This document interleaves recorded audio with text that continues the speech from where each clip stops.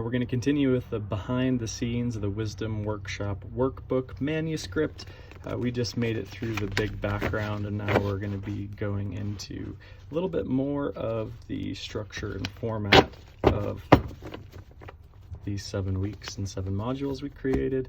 But first, these are Wisdom Workshop workbook blog posts that I'm not sure if they belong or have a home. There's kind of 2 formats that this manuscript could be taking, more as like a series of essays, short essays or blogs like Natalie Goldberg's Writing Down the Bones, or more of like a workbook style or an integration of the 2 of them. So it's kind of part of the structural thematic question that's on the table right now. All right, without further ado, this is piece 1, 3 minutes to live.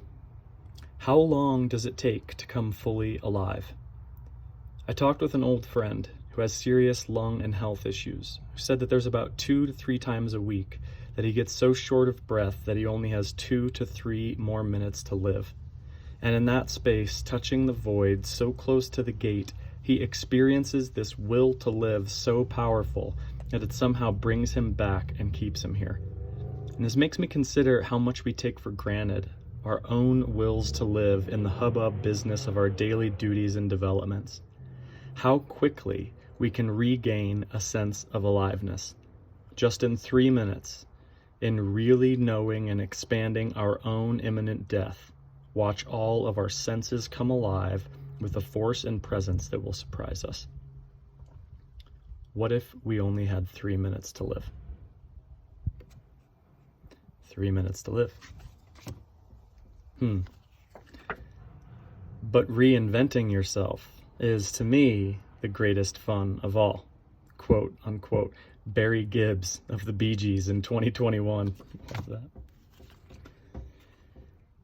Post 2, be your own child. You need to take care of yourself like you would take care of a child. Not just clothing and feeding, but also arranging your own soccer practices and piano lessons. Writing can be a path of helping you be a better parent to yourself, so that you can be a better parent to your kids, a better partner to your marriage, a better friend, and a better artist. Good parents look for opportunities to set up the environments and conditions their children need to flourish. You should be no different. Surround yourself with the tools and toys you need to get your serious work and play done. Be your own child, and also be your own parent. Most importantly, be yourself. One way to think about happiness is to use the metaphor of persistence predators. What we're doing is we're tracking happiness over time. For men of a certain age specifically, but for all people generally, it might be helpful to consider the strategies of certain persistence predators who endure with patience and stamina in order to eventually make the kill. You are shaping your mind, body, and experience towards the goal, making the arrow fly straight, and going on long walks, surveying the land, looking for tracks, going deeper and farther into the bush. And then you're bringing back the boon, and doing it again, and again, and again. The blessing and gift of the great hunt. Little ego check. Big heads topple over.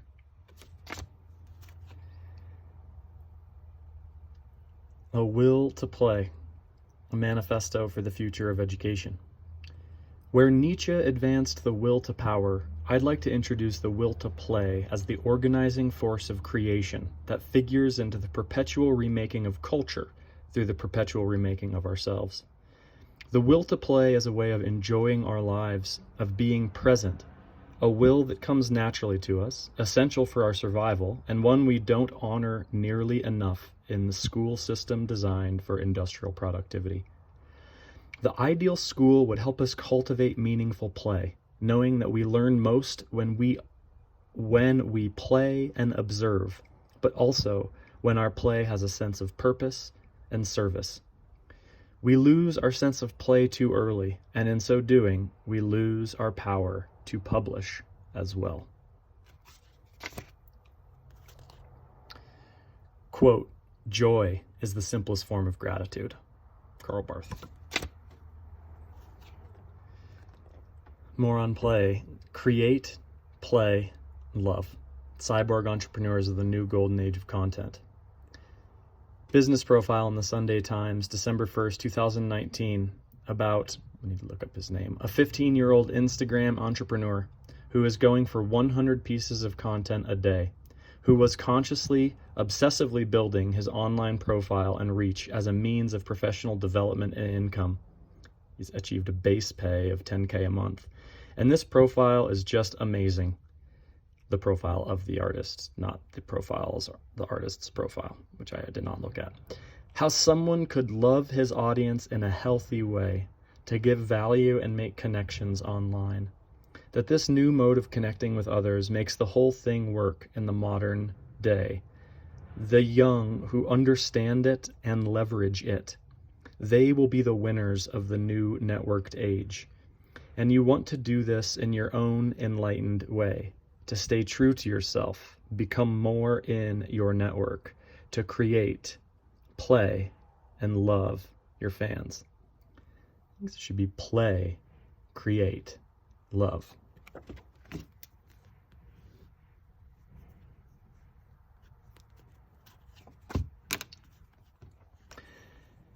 Getting closer to process. The fruit drops when it's ripe. Yeah, definitely. Play, create, love.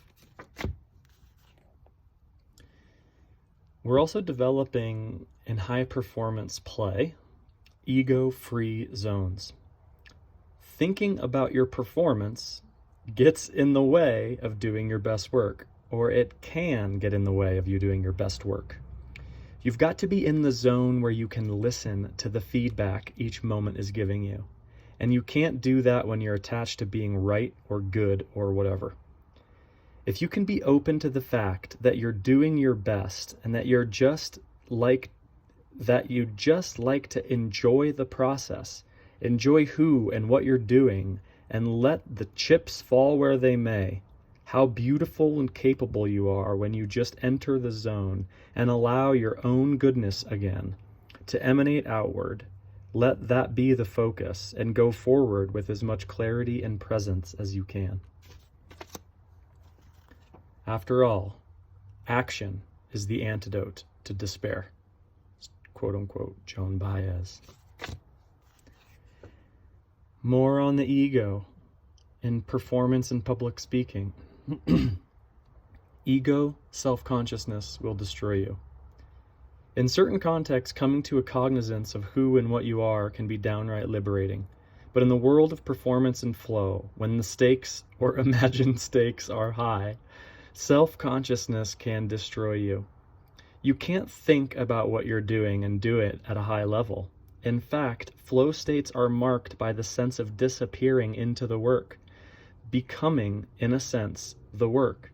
If you take yourself too seriously or think about how you look when you drop into the wave, you won't feel the board beneath your feet, won't feel the ocean beneath your board, and you'll crash and burn.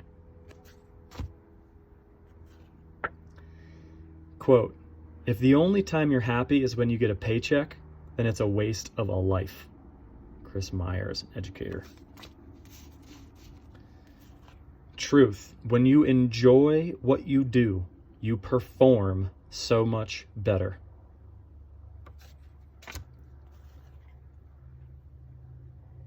Joy and productivity. It's an X and Y axis. On the X axis is performance. On the Y axis is enjoyment. Our performance goes up as our enjoyment goes up. Our performance goes down as our performance goes down. Joy times skill equals productivity. Let's talk about productivity. Common regrets of the nearly dead, as spoken to a palliative nurse, Bonnie Ware. 1. I regret not having the courage to live a life true to myself, living a life that's not what others expect. 2. I wish I hadn't worked so hard. 3. I wish I had the courage to express my feelings. 4. I regret not staying in touch with my friends. 5. I wish I let myself be happier. I wonder how much these reflect who Bonnie was, the palliative nurse who collected them, and how they define their terms. Quote unquote, worked so hard stands out to me. Worked for who? For what? For which? Why?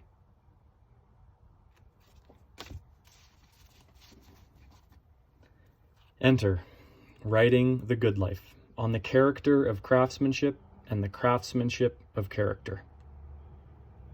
First step, choosing our metaphor, if that one doesn't work for you. I got a fortune on teaching that my purpose as an educator was to lift people up to their potential and higher self, and that's what I hope to do. Craftsmanship of Character. This is a course in storytelling and the craft of character development, but unlike other narrative ones. We explore the key questions. Who are you? What do you live for? That's bigger than you. And what heroes, mentors, teachers, guides do you have on your journey? Key lessons are how to use writing to develop into the person you'd like to be, your character, and the life you'd like to live, your professional and career development. We'll see a lot of writing prompts, menus, and in fact, we'll call them writing invitation menus for writing a good life. We'll explore how to get better. These are tools of mindfulness and free writing to listen, read, and follow. We'll explore the why of using them to find purpose, calibrating our compass with our work view and our life view. We'll explore who we're writing with, our people, our plans, and our partners. And we'll look at when, our timing, chronotypes, cycles, and beginnings and endings.